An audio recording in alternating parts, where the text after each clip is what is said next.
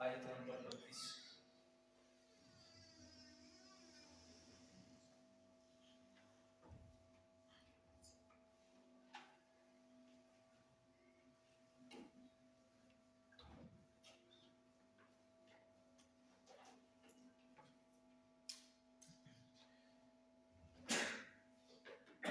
آیت نمبر 32.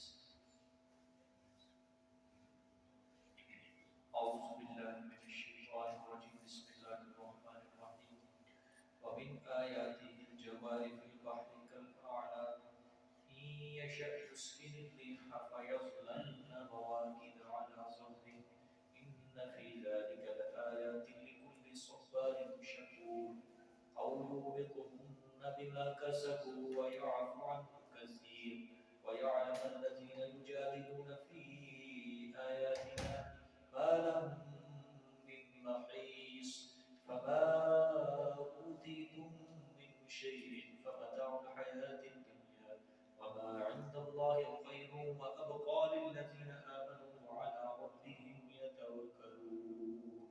صدق الله العظيم.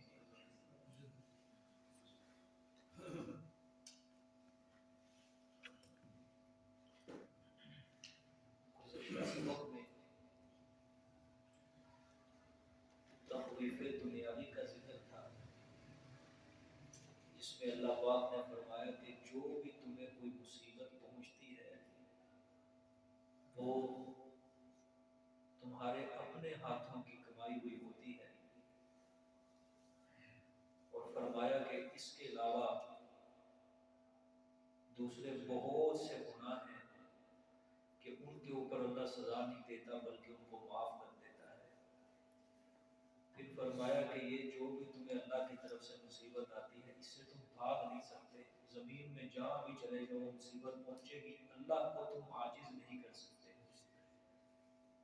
اور جب مصیبت پہنچ جائے تو اللہ کے علاوہ تمہارا کوئی مددگار کوئی کارساز نہیں ہوتا۔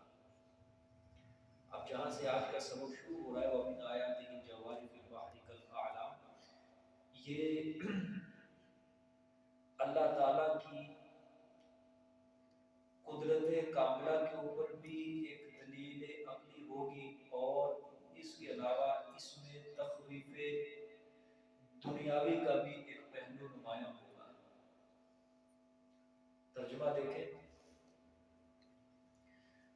وَمِنْ آیَاتِهِ الْجَوَارِ، اور اس کی نشانیوں میں سے، اس کی قدرت اور وحدانیت کی نشانیوں میں سے الجواری چلنے والی کشتیاں، فی البحر سمندر میں، کالاعلام پہاڑوں کی مانند، کالاعلام پہاڑوں کی مانند سمندر میں چلنے والی کشتیاں، یہ بھی اسی کی کیا ہے نشانیوں میں سے ہے۔ این یشأ یسکن الریح، اگر چاہتا ہے تو ٹھہرا دیتا ہے ہوا کو، کیونکہ ہوا سے کشتی چلتی ہے، اگر چاہتا ہے تو ٹھہرا دیتا ہے ہوا کو، فَيَظْلَلْنَ رَوَاكِدَ عَلَى ظَهْرِهِ، پس سارا دن رہتی ہیں، فَيَظْلَلْنَ پس سارا دن رہتی ہیں، رَوَاكِدَ ٹھہرنے والیاں، عَلَى ظَهْرِهِ اوپر اس کی پیٹھ کے، کس کی؟ سمندر کی پیٹھ کے، یعنی پانی کی سطح پر تو ٹھہرنے والی ہی رہتی ہیں۔ ان فی ذالک لآیات لکل صبار شکور، بے شک اس میں البتہ کئی نشانیاں ہیں واسطے ہر صبر کرنے والے کو شکر کرنے والے کے لیے، ٹھیک ہے، واسطے ہر صبر کرنے والے اور شکر کرنے والے کے لیے کیا ہے؟ نشانیاں ہیں۔ ترجمہ پھر دیکھیں، پھر میں سمجھاتا ہوں۔ وَمِنْ آیَاتِهِ، اور اس کی نشانیوں میں سے الجوار کیا ہے؟ چلنے والی کشتیاں ہیں، فی البحر سمندر میں، کالاعلام کس کی مانند ہیں؟ پہاڑوں کی، وہ بڑی بڑی کشتیاں۔ این یشأ یسکن الریح، اگر چاہے تو ٹھہرا دے ہوا کو، اگر چاہے تو ٹھہرا دے ہوا کو، ٹھیک ہے، ساکن کر دے، فَيَظْلَلْنَ پس سارا دن رہتی ہیں وہ کشتیاں، رواکد ٹھہرنے والیاں، علی ज़हरिही, ऊपर उसकी पीठ के। बेशक इसमें अलबत्ता कई निशानियां हैं वास्ते हक सब्र करने वाले, शुक्र करने वाले के लिए। ठीक है, देखिए आयत के अंदर अल्लाह पाक ने फरमाया फिल बहरी कल आला, के पहाड़ों की मानिंद बड़ी बड़ी कश्तियां। ठीक है, पिछले जमाने में अब कई पहली जहाज जो होते थे जो लकड़ी के बनाए जाते थे, बागबानी किश्तियां हुआ करती थी। अब तो इंजन है ना आजकल, वो बागबानी हवाओं की रुख की तरह वो किश्तियां चला करती थी, तो वो भी बड़ी बड़ी किश्तियां हुआ करती थी। आज के जमाने के बनिस्बत वो फिर भी कम थी, लेकिन अल्लाह पाक ने उसको भी कल आलम पहाड़ों के मानिंद फरमाया है। आजकल तो ये बड़े बड़े पहली जहाज हैं, बड़े बड़े जिन चल रहे हैं समुद्रों के अंदर, दरियाओं के अंदर, लेकिन वो फिर भी इसकी निस्बत कम थी। लेकिन अल्लाह पाक ने अपना एहसान बयान फरमाया कि देखो ये किसके हुक्म से चल रही है किश्तियां, समुद्र और दरियाओं के अंदर पहाड़ों की मानिंद किश्तियां। अच्छा, वो पुराने जमाने के अंदर जो पहली जहाज बनाते थे ना, पहली बेड़े या पहली जहाज बनाते थे, वो बागबानी किश्तियां, अब वो चलती थी हवा की तरह, हवाओं की सिमत वो चला करती थी। अब एक मुल्क से अगर दूसरे मुल्क का समुद्री सफर करना है, तो अब जाहिर बात है हवा जिस तरह हवा चलती थी वो उसी तनासुब के हिसाब से वो एक मुल्क से दूसरे मुल्क की तरफ लेकर जाती। अब अगर तूफान चल जाता तो कश्ती तो बन जाती, समझ आइए। तो अब वो कई कई महीने सफर होता था। आज की बनिस्बत तो चलो दिनों के अंदर बहरी जहाज सफर तय कर लेता है एक मुल्क से और दूसरे मुल्क जाना, लेकिन उस वक्त तो महीने महीने लग जाया करते थे। तो लोगों ने अपने खाने पीने का सामान भी अंदर ही रखा होता था। बाज औकात औरतें भी साथ हुआ करती थी, पूरे पूरे उन्होंने घर बनाए हुए थे। जाहिर बात है महीने महीने का सफर होना किश्तियों के अंदर। अब औरतें अपने बच्चों को भी जन्नत उसी के अंदर दिया करती थी, वही पहली जहाज के अंदर। समझिए, बड़ी बड़ी किश्तियां होती थी पहाड़ों की मानी, और चलती किसके ऊपर थी? हवा के ऊपर, हवा की सिमत। हवा जहां अब अल्लाह ने देखे क्या फरमाया, अगर चाहे तो वो रोक दे हवा को। आजकल तो क्या है, इंजन, इंजन के ऊपर क्या चलता है, बहरी जहाज चलता है। ठीक है, और बसा औकात अगर मुखालिफ सिमत हवाएं भी चल पड़े, लेकिन उन्होंने एक बहरी जहाज के ऊपर कोई ना कोई चीज रखी होती है जो हवा को क्या करती है, कंट्रोल करती है। ठीक है, तो वो पुराने जमाने में जो बड़े बड़े जहाज हुआ करते थे, बहरी जहाज, तो वो किस पर चलते, हवा पर। अल्लाह फरमाते अगर मैं हवा को रोक दूं, फयसलना रवाकिदा अला ज़हरी, तो सारा दिन वो कश्ती पानी के अंदर ही तैरती। लेकिन अल्लाह हवा चलाता है, फिर वो कश्ती अल्लाह के हुक्म से जमीन के पानी के ऊपर क्या होती है, चलती है, एक मुल्क से दूसरे मुल्क जाती है। ये सारा किसका फजल और एहसान है? अल्लाह का फजल और एहसान है। समझ आइए, अगर हवा को रोक दे, और बसा औकात अगर मुखालिफ सिमत हवा चल पड़े तो क्या होता है। मैं पिछले दौर की बात कर रहा हूँ, जब इंजन का दौर नहीं था। मुखालिफ सिमत अगर हवा चल पड़े तो वो किश्ती को जिस मुल्क में जाना होता उधर नहीं, अब वो किश्ती को कहीं और ही जाके पहुंच जाएगी हवा। मिसाल के तौर पे अगर किसी ने जाना जद्दे की तरफ, बहरी जहाज का सफर करना है, किश्ती का सफर, कोई भी सफर करना, अब अगर तो चल रही है हवा जद्दे की तरफ, उस तरफ चल रही, तो वो किश्ती को उधर ही लेकर जाएगा। अगर वो जद्दे के एतबार से कहीं मुखालिफ सिमत चल रही है तो फिर वो जहाज फिर वापस कराची के आगे रुक जाएगा। समझ आएगी? आप सल्लल्लाहु अलैहि वसल्लम के एक सहाबी थे, हजरत अबू मूसा अशअरी रजी अल्लाह ताला, असल नाम इनका था अब्दुल्लाह बिन कैस रजी अल्लाह ताला। ये मक्का मुकर्रमा में आप सल्लल्लाहु अलैहि वसल्लम जब इस्लाम की दावत दे रहे थे, इनको पता चला, ये यमन के बाशिंदे थे, यमन के रहने वाले थे। इनको पता चला कि मक्का मुकर्रमा के अंदर एक पैगंबर है, नबूवत का दावा किया, अच्छी तालीमात है। इन्होंने वहां से सफर किया, मक्का मुकर्रमा पहुंचे। जब मक्का मुकर्रमा पहुंचे तो वहां आके रसूलुल्लाह सल्लल्लाहु अलैहि वसल्लम के हाथ पर इस्लाम कबूल किया, और जब इस्लाम कबूल किया तो ये वापस फिर अपने वतन लौट गए, यमन। اب جب یمن لوٹے انہوں نے جا کے وہاں پہ خوشخبری سنائی، میں نے اسلام قبول کیا، وہ پیغمبر ہے، اس نے یہ تعلیمات مجھے دی. خیر انہوں نے وہاں پہ جا کے تبلیغ کا سلسلہ شروع کر دیا. کئی لوگوں کو انہوں نے وہاں پہ مسلمان کر لیا. تبلیغ کر کے کئی لوگوں کو کیا کر لیا؟ مسلمان کر لیا. اب آپ صلی اللہ علیہ وسلم مکہ کی زندگی کے اندر بھی رہے، جب ہجرت کر کے پہنچ کے مدینہ، پہلا سال گزرا، دوسرا سال، تیسرا سال. اب یہ آنے لگے تھے جب آپ صلی اللہ علیہ وسلم مدینہ چلے گئے. اب 50 لوگوں کو یہ مسلمان کر کے آپ صلی اللہ علیہ وسلم کی خدمت میں لانا چاہتے تھے. اب یمن سے انہوں نے لیا رخ پڑتا ادھر مدینہ کی طرف. کشتی کے اندر سفر ہو رہا ہے، سمندری سفر ہو رہا ہے. اب چلی ہوا مخالف سمت. اب مخالف سمت جب ہوا چلی تو وہ یمن سے بجائے مدینہ جانے کے وہ ہوا جو ہے ان کو حبشہ پہنچا دیا. کہاں پہنچایا؟ حبشہ جو ہے ساؤتھ افریقہ کا ملک ہے. جانا مدینہ تھا لیکن ہوا مخالف سمت چلی، کہاں چلے گئے؟ حبشہ چلے گئے.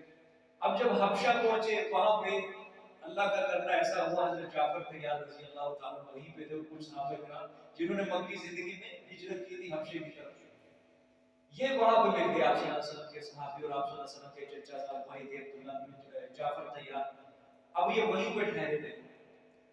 7 ہجری میں جب خیبر فتح ہوا تھا، خیبر فتح کر کے آپ صلی اللہ علیہ وسلم آ رہے تھے مدینہ منورہ کی طرف. حضرت جعفر طیار کا قافلہ بھی جب آپ واپسی جا رہے ہیں، حضرت جعفر طیار بھی آپ صلی اللہ علیہ وسلم کے ساتھ مل گئے اسی وقت، یعنی رستے کے اندر. ابو موسیٰ اشعری کی بھی انہی کے ساتھ حضرت جعفر طیار کے ساتھ ہی آئے تھے آپ صلی اللہ علیہ وسلم کے ساتھ پاس. آپ صلی اللہ علیہ وسلم نے پھر فرمایا کہ مجھے سمجھ نہیں آ رہی کہ مجھے خیبر کے فتح ہونے کی زیادہ خوشی ہو رہی ہے یا جعفر طیار کے آنے کی زیادہ خوشی ہو رہی ہے، مجھے نہیں سمجھ آ رہی. یعنی آپ صلی اللہ علیہ وسلم کو اتنی خوشی ہے، ایک طرف تو خیبر فتح ہو گیا اس کی خوشی ہے، اور ایک طرف جعفر طیار کی، یعنی بہت زیادہ آپ صلی اللہ علیہ وسلم جو کتنی دیر کے پچھڑے ہوئے تھے. غالباً آپ صلی اللہ علیہ وسلم کو جب نبوت ملی تھی، نبوت کے 5-6 سال بعد صحابہ کرام نے حبشہ کی طرف ہجرت کی تھی. حضرت جعفر طیار کا قافلہ جب گیا وہاں پہ جا کے سورۃ مریم کی تلاوت ہوئی، اور آپ صلی اللہ علیہ وسلم کی بیوی تھی ام حبیبہ رضی اللہ تعالیٰ عنہ، وہ بھی اسی قافلے کے اندر تھی، حبشہ کے اندر رہتی تھی. یہ سارا جو قافلہ تھا، یہ 7 ہجری جب خیبر فتح ہو گیا تھا، آپ صلی اللہ علیہ وسلم واپس آ رہے تھے مدینہ منورہ، یہ سارا قافلہ حبشے کا اس کو تک ملا تھا. یعنی ہجرت کے 7 سال بعد جن لوگوں نے حبشہ کی طرف ہجرت کی تھی، اب وہ دوبارہ آپ صلی اللہ علیہ وسلم کو کب مل رہے ہیں؟ مدینہ منورہ کی ہجرت سے 7 سال بعد اب ان کی کیا ہوتی ہے؟ آپ صلی اللہ علیہ وسلم سے ملاقات ہوئی. تو ابو موسیٰ اشعری رضی اللہ تعالیٰ عنہ کیا ہے؟ اسی میں سے. خیر بات کرنے کا مقصد یہ ہے کہ بیچارے آنے لگے تھے مدینہ کی طرف، لیکن وہ کشتی مخالف سے چلی، کہاں پہنچا دیا؟ حبشے کی طرف پہنچا دیا. تو اللہ پاک یہ فرما رہے ہیں کہ اگر روک دے کشتی میں، ہوا کو روک دے گا تو کشتی سارا دن ہی وہ پانی کی سطح پر ٹھہری رہے.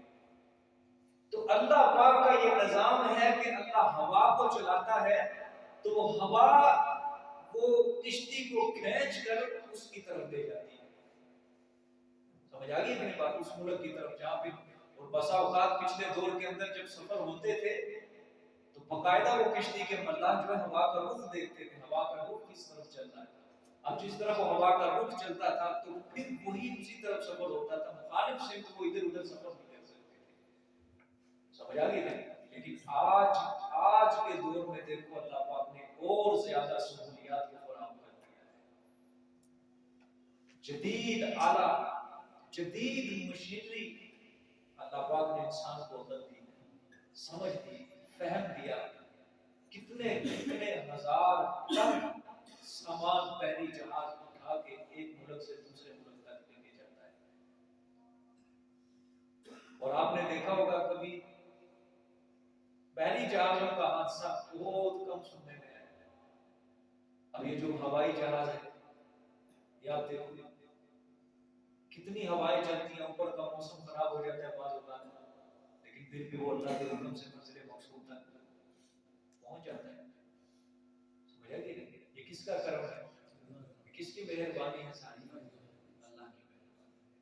سمجھا یہ کہ نہیں؟ لیکن ہماری ناشکریاں اور زیادہ بڑھتی جا رہی ہیں. جتنی اللہ پاک سہولت دے رہے ہیں، آسانی دے رہے ہیں، اتنی ہی یہ قوم ناشکری کے اندر حد سے تجاوز کر رہی ہے. دیکھیں جی آگے، ان فی ذالک لآیات لکل صبار شکور. بے شک اس میں البتہ نشانیاں ہیں واسطے ہر صبر کرنے والے اور شکر کرنے والے کے لیے. یہ نشانیاں ہیں کہ دیکھیں کہ اللہ پاک کی قدرت کاملہ کی کتنی بڑی دلیل ہے کہ اتنی اتنی کشتیاں، اتنے اتنے بڑے بحری جہاز کس طرح وہ صحیح سلامت ایک ملک سے دوسرے ملک تک پہنچ جاتے ہیں. سمجھ آئیے کہ اللہ. اب دیکھیں آگے، او یوبقہن بما کسبوا ویعفو عن کثیر. او یوبقہن بما کسبوا ویعفو عن کثیر. اب فرمایا اللہ پاک نے یہ او یوبقہن سمجھنا ہے یا وہ تباہ کر دے. کن کو؟ ان کشتیوں کو. پیچھے ہے نا ای یشاء یسقی الريح، اگر چاہے تو وہ روک دے ہوا کو تو کشتی ٹھہری رہے. وہاں تک تباہ کا ذکر نہیں ہے، ٹھہری رہے کشتی. ٹھیک ہے، کیونکہ اگر ہوا بند ہو جائے، کشتی ٹھہر جائے تو کشتی غرق نہیں ہوتی. سمجھ آئیے بات؟ سمجھ، ہوا بند ہو جائے کشتی ٹھہری رہے گی، غرق نہیں ہوگی. یہاں پہ یا وہ تباہ کر دے ان کو، کن کو؟ کشتیوں کو. اب مفسرین فرماتے ہیں تیز ہوا چلانے سے. کیا؟ تیز ہوا چلانے سے وہ کشتیاں کیا ہو جائے؟ تباہ ہو جائے. کس طرح؟ بھئی دیکھو، ایک ہوتا ہے ہوا کا تناسب ہوتا ہے، طوفان نہیں چلتا لیکن ایک درمیانے معیار پہ ہوا چل رہی ہے تو وہ کشتی کے لیے کیا ہے؟ نقصان دہ نہیں ہے، فائدے مند ہے کہ کشتی اپنی رفتار پہ چلتی. لیکن اگر طوفان چل پڑا، سمندری ہوائیں چل پڑی تو کیا ہوگی؟ کشتی غرق ہوگی. تیز ہوا جب چلے گی تو سمندر کی لہریں اٹھے گی تو وہ کشتی کیا ہو جائے گی؟ غرق ہو جائے گی. اب یہ ہے او یوبقہن، یا وہ تباہ کر دے ان کو. کس طرح؟ ہوا کے تیز چلانے سے. پیچھے ہے ہوا کو روک دے تو کشتی ٹھہری رہے گی، اب ہے ہوا کو تیز چلا کے وہ کشتی کو کیا کر دے گا؟ اللہ پاک غرق کر دے گا. بیما کا سبب، بسبب ان اعمال کے جو انہوں نے کمائے. کیا مطلب؟ اب یہ اللہ پاک، یہ مشرکین مکہ کو خطاب ہے نا کہ جو انہوں نے شرکیہ کفریہ اعمال اپنائے ہوئے ہیں، اللہ پاک ان اعمال کی وجہ سے ان کو کیا کر دے؟ غرق کر دے. ان کی کشتیوں کو کیا کر دے؟ غرق کر دے. لیکن وَيَعْفُ عَنْ كَثِيرٍ، اور معاف کر دیتا ہے بہت کو. معاف کر دیتا ہے بہت کو. کیا مطلب معاف کر دیتا ہے؟ گناہ معاف کر دیتا ہے. شرک معاف ہو سکتا ہے کہ اگر غرق کر دے اللہ پاک شرک معاف کر؟ نہیں.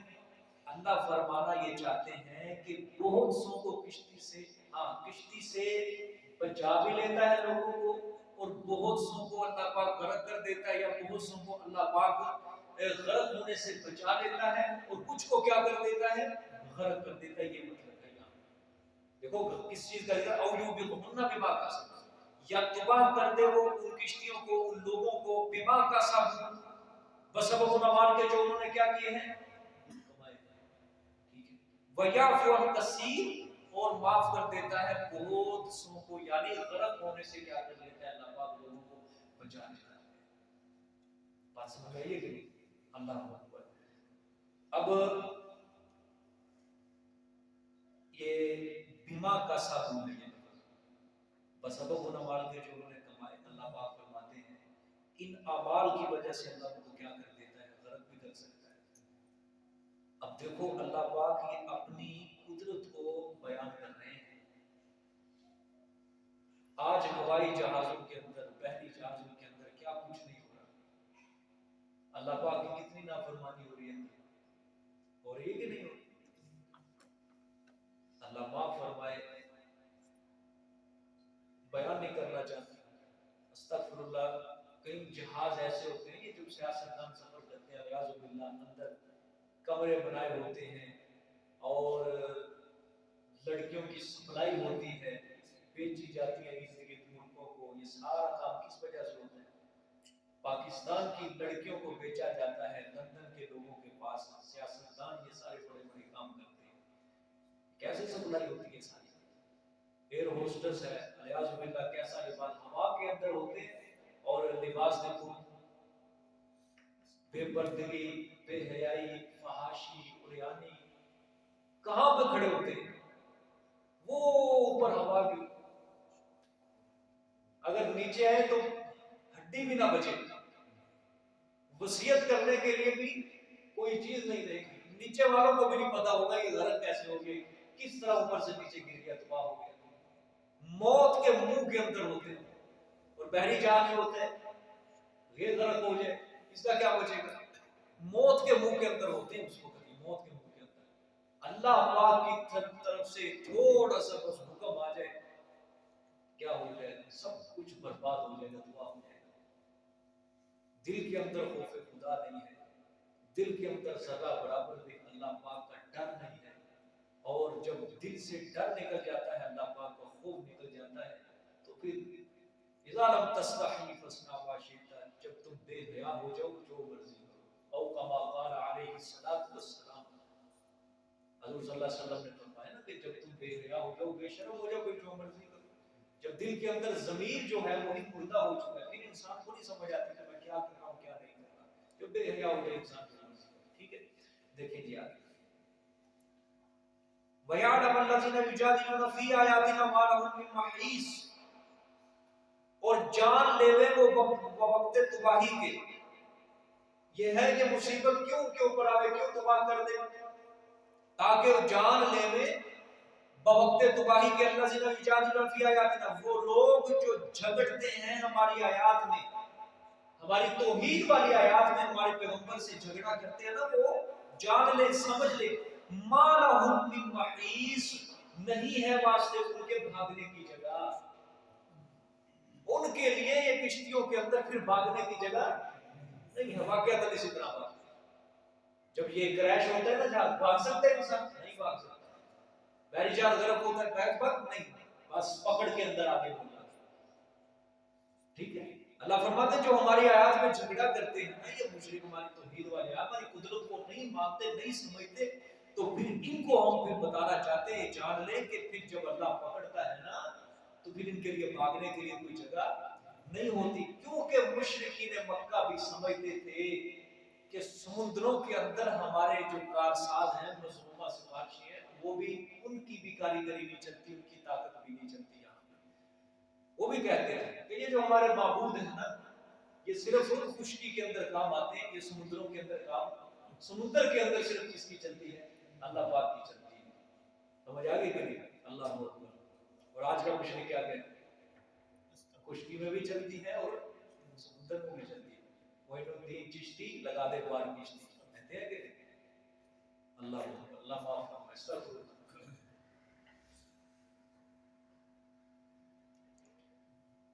آپ صلی اللہ علیہ وسلم کے ایک صحابی تھے حضرت اکرمہ بن ابی جہل رضی اللہ تعالیٰ عنہ، فتح مکہ کے موقع پر یہ مسلمان ہوئے، ابو جہل کا بیٹا تھا، اور جس طرح باپ آپ صلی اللہ علیہ وسلم کا سخت شدید دشمن ہے، بیٹا بھی اسی طرح دشمن ہے، لیکن مکہ فتح ہو گیا، 15 یا 16 کے قریب ایسے بندے تھے جن کے بارے میں آپ صلی اللہ علیہ وسلم نے فرمایا کہ یہ جہاں کہیں بھی ملے ان کو قتل کر دینا، ان کو چھوڑنا نہیں ہے، جہاں کہیں بھی بھاگ جائیں۔ باقی سب کے لیے کیا حکم تھا؟ ابو سفیان کے گھر میں داخل ہو جاؤ، کسی کو کچھ نہیں کہا جائے گا، ہتھیار گرا دو، کسی کو کچھ نہیں کہا جائے گا، مسجد حرام میں آ جاؤ، کسی کو کچھ نہیں کہا جائے گا۔ لیکن یہ 15-16 شخص سے آپ صلی اللہ علیہ وسلم نے فرمایا جہاں مرضی چھپ جائے، جہاں مرضی چلے، ان کو نہیں بخشنا، ان کو مار دینا، ان کی گردن اڑا دینا۔ ان 15 اشخاص میں سے ایک اکرمہ بھی تھا، یہ ابو جہل کا بیٹا۔ اس کو جب پتا چلا میرے بارے میں حکم صادر ہو جائے، یہ یمن بھاگ گیا، یمن بھاگ گیا۔ تو اس کی جو بیوی تھی ام حکیم بنت حارث، یہ مسلمان ہو گئی، یہ آپ صلی اللہ علیہ وسلم کے پاس آ کے اس نے اپنے خامد کے لیے یعنی اکرمہ کے لیے امان کی درخواست کی، یا رسول اللہ اس کو معاف کر دیا، اس کو امن دیا۔ حضور صلی اللہ علیہ وسلم نے فرمایا ٹھیک ہے، یہ جب یمن بھاگا تو یہ کشتی پر سوار ہو گیا. جب کشتی میں سوار ہوا تو کشتی پھنس گئی, مخالف سمت ہوائیں چلی اور غرق ہونے لگی. پکارنے لگا لات منات کو. کشتی کا جو ملا تھا اس نے کہا نہ بابا, یہ لات منات نہیں چلے گا, یا اللہ کو پکار پھر یہ کشتی بچے گی. اور ہوتا بھی اسی طرح ہے, جو اللہ کو پکارتا ہے کشتی پھر بچتی ہے, جو اپنے اردو کو پکارتا ہے کشتی نہیں بچتی. پھر اس نے کہا کہ اگر سمندروں کے اندر اللہ کے سوا کوئی مدد نہیں کر سکتا تو پھر خشکی کے اندر بھی اللہ کے سوا کوئی مدد نہیں کر سکتا. اس نے پھر ہاتھ اٹھائے, اللہ سے دعا کی کہ یا اللہ اگر تو مجھے صحیح سلامت کشتی سے کنارے پر لگا دے نکال کے, تو میں تیرے محمد عربی صلی اللہ علیہ وسلم کے ہاتھ میں جا کے اسلام قبول کروں گا, اور میں تیرے محمد کو معاف کرنے والا اور صلہ رحمی کرنے والا پاؤں گا, وہ بھی مجھے معاف کر دے. اللہ پاک نے کشتی کنارے لگا دی, بچ گیا. بیوی آئی لینے کے لیے, بیوی اس کو لے کے گئی آپ صلی اللہ علیہ وسلم کے پاس. بیوی نے کہا کیا کر رہا ہے تو؟ میں ایک ایسے شخص کے پاس سے آئی ہوں جو بڑا مہربان ہے, جو بڑا صلہ رحمی کرنے والا ہے, معاف کرنے والا ہے, کیوں اپنے آپ کو ایسے شخص کے ہاتھ میں اپنے آپ کو ہلاکت میں ڈال رہا ہے؟ آجا میں تجھے محمد کے پاس لے کے چلتی ہوں, اسلام قبول کر لے. بیوی لے گئی. اب یہ گیا, آپ صلی اللہ علیہ وسلم بیٹھے ہوئے, صحابہ بیٹھے ہوئے. بیوی نے کہا یہ میرا خاوند ہے یا رسول اللہ اکرمہ, اور بیوی نقاب کر کے ایک طرف کھڑی ہو گئی. تو اکرمہ آیا آپ صلی اللہ علیہ وسلم کے پاس, سامنے آیا, آ کے کہا کہ یہ میری بیوی ہے جی, اس نے آپ سے امان لی ہے, مجھے معاف کر دیا ہے آپ نے. آپ صلی اللہ علیہ وسلم نے فرمایا, اس نے کہا کہ کس چیز کی دعوت دیتے ہیں آپ؟ آپ صلی اللہ علیہ وسلم نے فرمایا تم زبان سے کہہ دو اللہ کے سوا کوئی معبود نہیں, نماز قائم کرو, زکوٰۃ ادا کرو. اس کے بعد کئی آپ صلی اللہ علیہ وسلم نے اسلام کے اوصاف کی تلقین کی کہ یہ اعمال کرنے. اس نے پھر کہا کہ خدا کی قسم اے اللہ کے رسول, اس سے پہلے بھی آپ بہت بڑے نیکوکار تھے, اللہ کے برگزیدہ بندے تھے, آج بھی آپ بہت بڑے نیکوکار اور اللہ کے برگزیدہ بندے. پھر اس نے سارے جتنے بھی صحابہ کرام کھڑے تھے سب کو کہا اے مسلمان گواہ ہو جاؤ, میں مسلمان بھی ہوں, میں مجاہد بھی ہوں, میں مہاجر بھی ہوں. پھر کلمہ پڑھ لیا, اشہد ان لا الہ الا اللہ و اشہد ان محمد عبدہ و رسولہ. پھر آپ صلی اللہ علیہ وسلم سے کہا یا رسول اللہ میرے گناہوں کا استغفار کیجیے, اللہ سے مغفرت طلب کیجیے. آپ صلی اللہ علیہ وسلم نے اس کے لیے استغفار کیا اور مغفرت کی دعا کی. پھر اس نے 3 قسمیں اٹھائی اللہ کے آگے, آپ صلی اللہ علیہ وسلم کے سامنے اللہ کی قسمیں اٹھائی کہ یا رسول اللہ صلی اللہ علیہ وسلم میں اللہ کی قسم اٹھا کے کہتا ہوں کہ آج تک میں نے جتنا مال اللہ کے رستے سے روکنے کے لیے خرچ کیا ہے, آج کے بعد میں اتنا ہی مال اللہ تعالیٰ کے رستے کی طرف بلانے کے لیے خرچ کر چکا. پھر اس نے دوسری قسم اٹھائی کہ یا رسول اللہ آج تک میں نے جتنا بھی قتل و قتال کیا ہے وہ اسلام کے خلاف کیا ہے, لیکن آج کے بعد جو میرا قتل و قتال ہوگا وہ صرف اور صرف اللہ اور اس کے رسول کے لیے.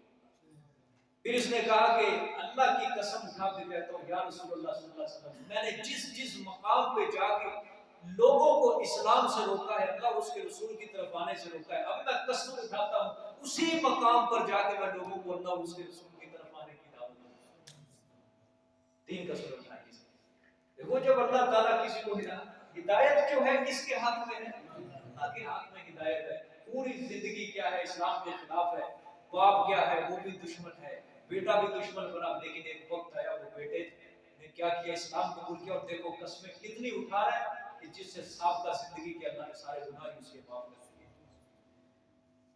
سمجھ آئیے؟ ابو بکر صدیق رضی اللہ تعالیٰ کے دور میں ایک جنگ ہوئی, جنگ اجنادین. اس جنگ کے اندر یہ شہید ہوا. سمجھ آئیے؟ مرتبہ بھی کیا پا گیا, شہادت کا. اور صحابہ کرام بیان فرماتے ہیں جب اس کو لاش کو لایا گیا تھا 70 سے زائد زخم اس کے جسم کے اوپر تھے. کتنے؟ 70 سے زائد زخم اس کے جسم کے اوپر تھے. آپ صلی اللہ علیہ وسلم کو خواب بھی آیا تھا, روایت کے اندر آتا ہے حضور نے خواب دیکھا جنت کے اندر ابو جہل کے لیے خوشہ لگا ہوا ہے, ابو جہل کے لیے. پھر وقت تعبیر سمجھ نہیں آیا آپ صلی اللہ علیہ وسلم کو, کیا اس کی تعبیر ہو سکتی ہے. ام سلمہ کو بھی خواب سنایا اپنی بیوی کو, اس کو بھی نہیں سمجھ. لیکن جب یہ مسلمان ہوا تھا پھر آپ صلی اللہ علیہ وسلم نے فرمایا وہ جو مجھے خواب آیا تھا کوئی تعبیر یہ ہے کہ اس کا ابو جہل کا بیٹا جو ہے وہ مسلمان ہو، اور اسلام دل کے اندر اس کے ایسا ایسا گھر کر گیا، ایسا پیوست ہوا کہ جب قرآن کریم کی تلاوت کیا کرتے تھے تو رو رو کے ان کی داڑھی آنسوں سے تر ہو جاتی تھی، اور زبان سے صرف یہی نکلتا تھا ہاذا کلام ربی، ہاذا کلام ربی، ہاذا کلام ربی، یہ میرے رب کا کلام ہے، یہ میرے رب کا کلام ہے، یہ میرے رب کا کلام ہے۔ آپ صلی اللہ علیہ وسلم کو ایک خواب بھی آیا تھا، فتح مکہ کا جب موقع تھا نا، یہ اکرمہ بن جہل ایک مسلمان کو شہید کر کے بھاگ گیا، قتل کر کے۔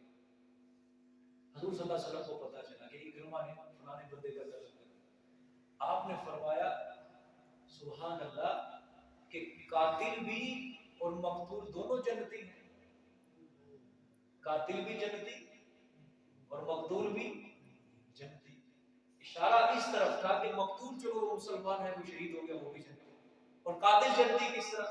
چلو حالت جب اس نے شہید کیا اس حالت میں وہ کیا تھا؟ کافر، لیکن بعد میں کیا کر گیا؟ اسلام قبول کر لیا، وہ قاتل بھی کیا ہے؟ جنتی ہے۔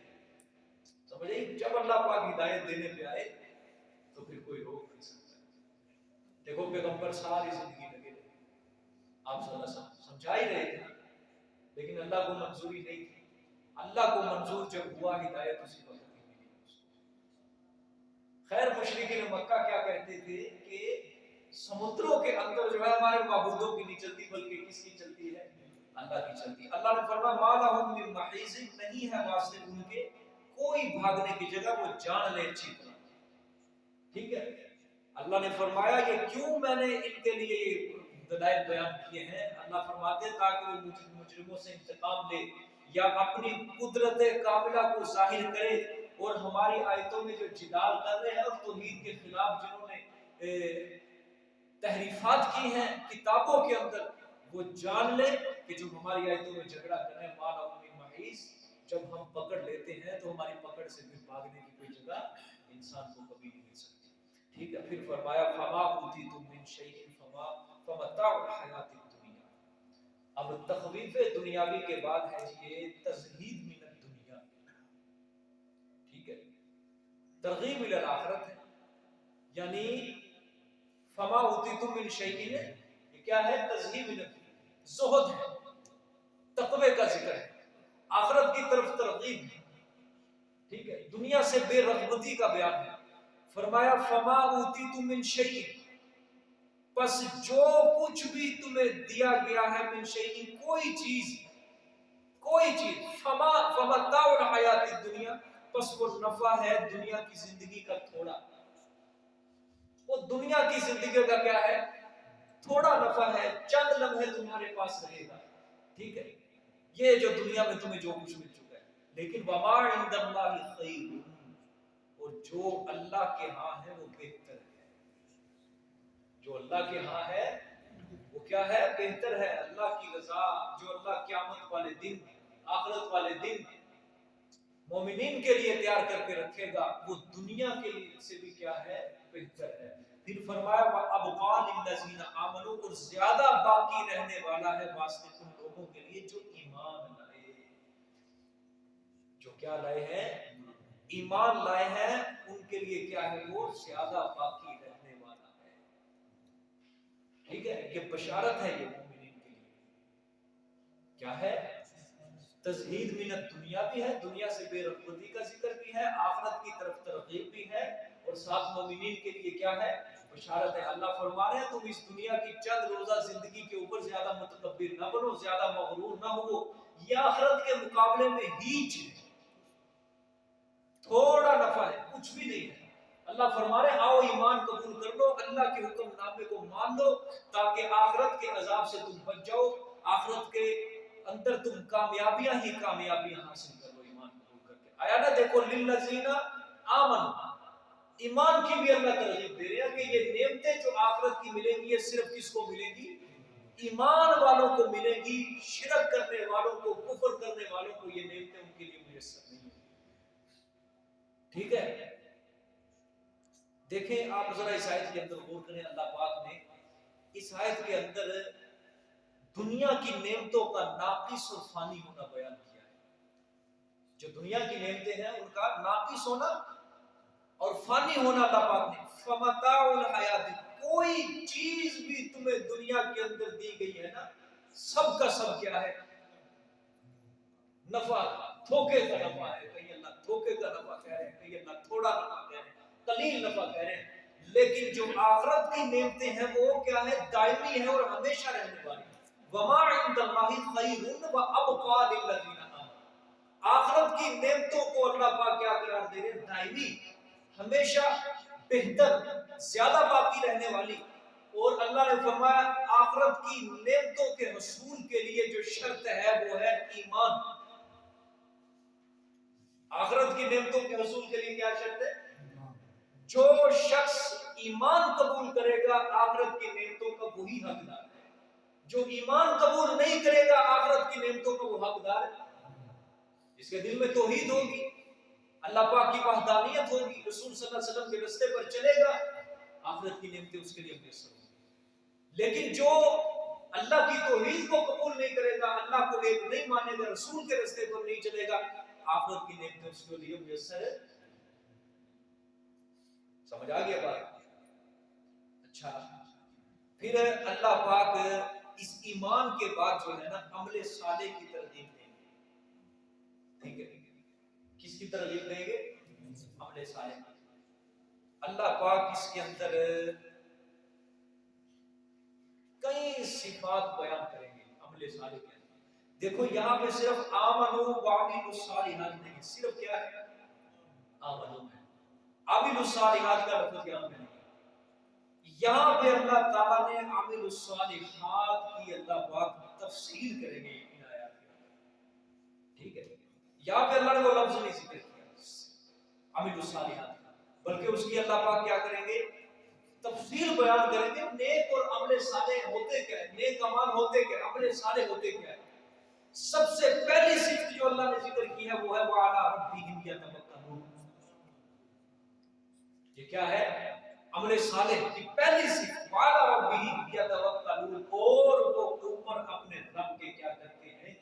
بھروسہ کرتے ہیں، سہارا کرتے ہیں. ان کا یقین ایمان کس کے اوپر ٹھہرا ہوا ہے؟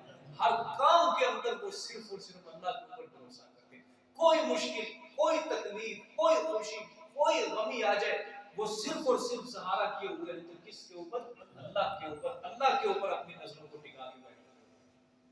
سمجھئے؟ اب کل کا جو سبق ہوگا اس کے اندر اللہ پاک مزید صفات بیان کریں گے.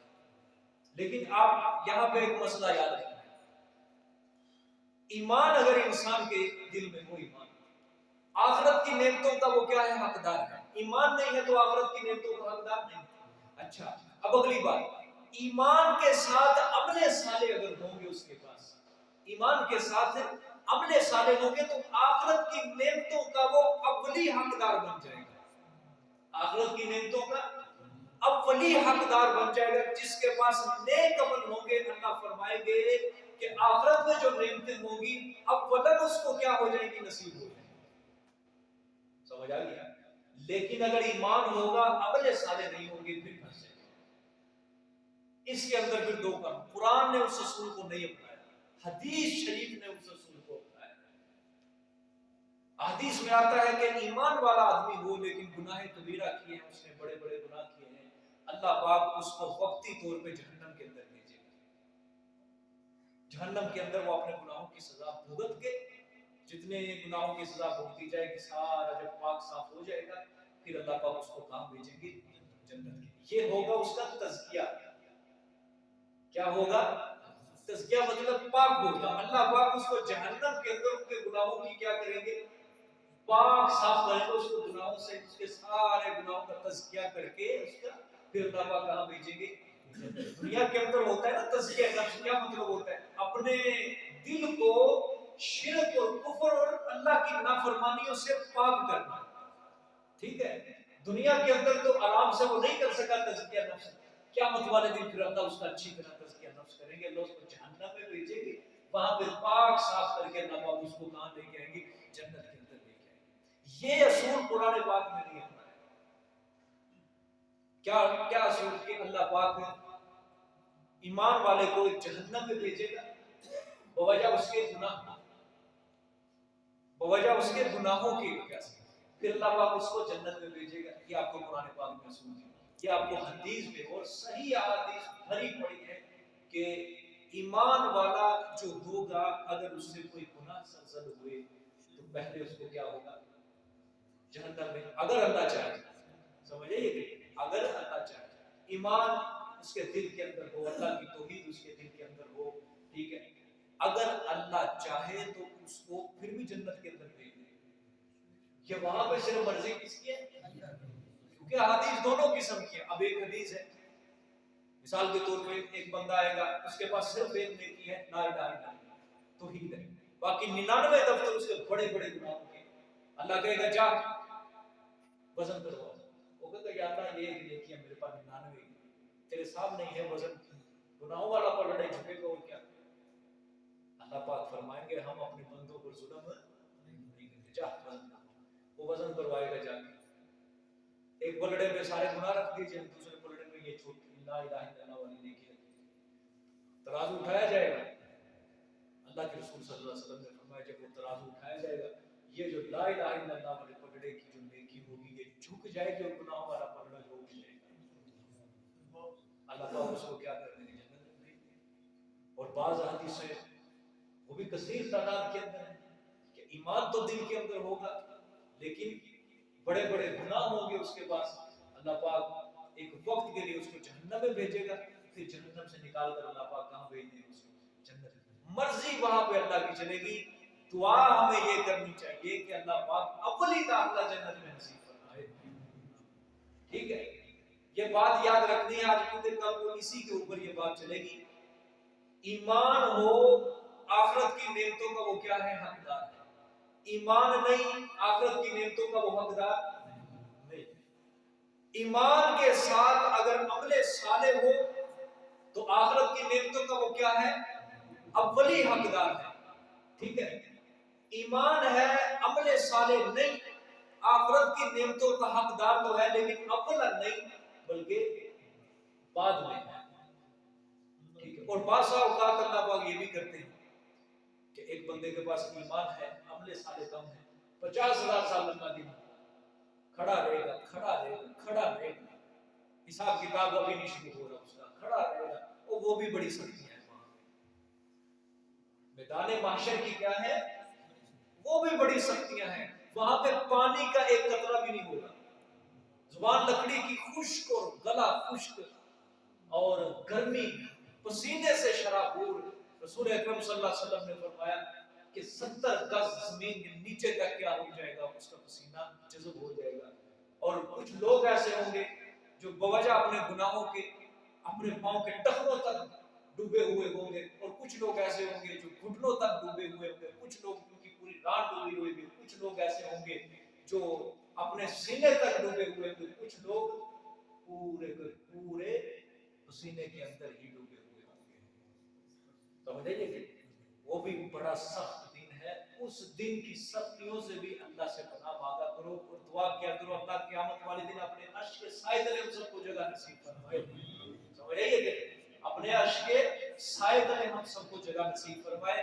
اس لیے اللہ نے فرمایا وَأَبْقَى لِلَّذِينَ آمَنُوا، اور بس زیادہ باقی رہنے والی ہے واسطے ان لوگوں کے جو کیا لائے ہیں؟ ایمان لائے ہیں. وَعَلَىٰ رَبِّهِمْ يَتَوَكَّلُونَ، اور وہ اوپر اپنے رب کے کیا کرتے ہیں؟ بھروسہ کرتے ہیں. جو خوشی ملے، جو غمی ملے، انہوں نے رجوع کس کی طرف کرنا ہے؟ اللہ کی طرف. کوئی مصیبت آ رہی ہے، کوئی تکلیف آ رہی ہے، وہ بھروسہ کس کے اوپر کر کے بیٹھے ہیں؟